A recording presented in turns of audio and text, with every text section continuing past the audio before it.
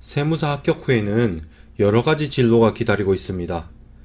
처음부터 진로가 확실한 분이라도 워낙 선택지가 많다 보니까 합격 후에 다시 한번 고민하게 되죠.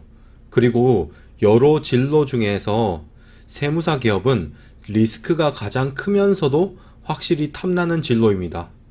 개업 후에 사무실 안정화만 되면 워라밸도 지키면서 평생 직장을 얻게 되니까요. 그러다 보니 개업을 위해서 꽤 많은 수습 세무사님들이 블로그에 관심을 가집니다. 블로그가 성장하면 블로그를 통해 홍보도 할 수 있고 전문성 확보도 가능하거든요. 아시는지 모르겠지만 여러분이 포털 사이트에서 검색을 했을 때 나오는 정보 상당수는 블로그 포스팅입니다. 당장 저만 해도 세무사 관련해서 글을 적고 한두 시간 뒤에 관련 키워드를 검색하면 통합 검색 1페이지에 제 글이 나와요. 세법 관련 글이 이런 식으로 검색이 되면 여러 가지 효과가 있죠. 홍보도 되면서 동시에 저의 전문성까지 어느 정도 인정을 받게 됩니다. 만약 블로그가 잘 된다면 그 글을 모아서 출판을 할 수도 있으니까 그것 또한 전문성 확보에 도움이 되겠네요. 실제로 저는 세무사 메이커라는 책을 출판했잖아요.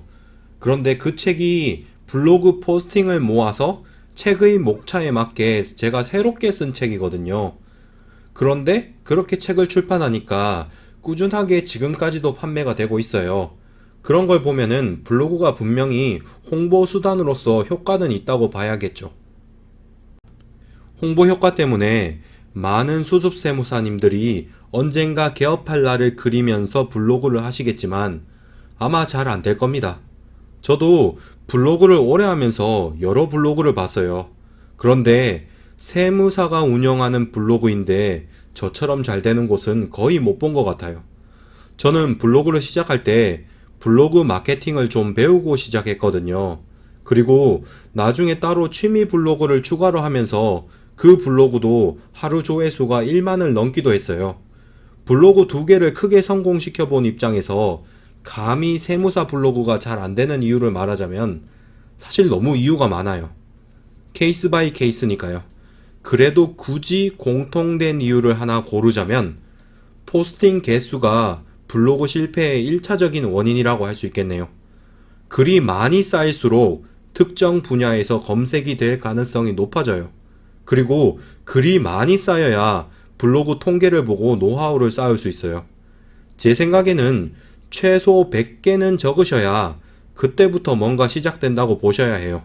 그런데 수습 세무사님들이 이 정도 해내기가 사실 쉽지 않죠. 그래서 제가 수험생들에게 미리 공부일기를 블로그에 적으라고 하는 겁니다. 비록 공부일기라고 해도 꾸준히 적으면 이게 쌓여서 나중에 블로그 활성화에 도움이 되거든요. 그리고 공부에 방해되는 것도 아니고요. 블로그 하나 때문에 여러분의 개업 준비 기간이 1, 2년 줄어들 수도 있기 때문에 하루 10분 정도 투자하는 건 사실 큰 투자라고 생각하지도 않아요. 다만 미리 시작하는 만큼 욕심은 안 부렸으면 좋겠어요. 블로그가 잘 되면 이리저리 현물 스폰도 들어오고 그래요. 그런데 수험생 입장에서 그걸 다 받으면서 공부까지 하는 게 생각처럼 쉽지 않거든요. 그런 건 나중에 여유 있을 때 받을 수도 있으니까 당장은 큰 욕심을 내지 않고 그냥 공부 일기를 적는 게 좋습니다. 그러다가 합격 후에 본격적으로 마케팅 방법 같은 것을 배우셔서 제대로 운영을 해보는 거죠. 블로그는 전문화와 홍보에 도움이 되며 그 때문에 개업을 위해서 한 번은 시도해보는 방법입니다. 그리고 출판에 관심이 있으신 분은 블로그를 통해서 책을 낼 수도 있고요. 실제로 세무사 메이커도 그런 식으로 출판이 되었죠. 다만 이걸 제대로 해내려면 적어도 글이 100개는 쌓여야 한다고 생각해요. 그리고 그것을 위해서 미리 공부일기를 적으라고 저는 권합니다. 하루 10분 투자로 개업 준비 기간을 1, 2년 줄일 수도 있으니까요. 이상으로 영상을 마치겠습니다. 예비세무사 여러분, 시청해주셔서 감사합니다.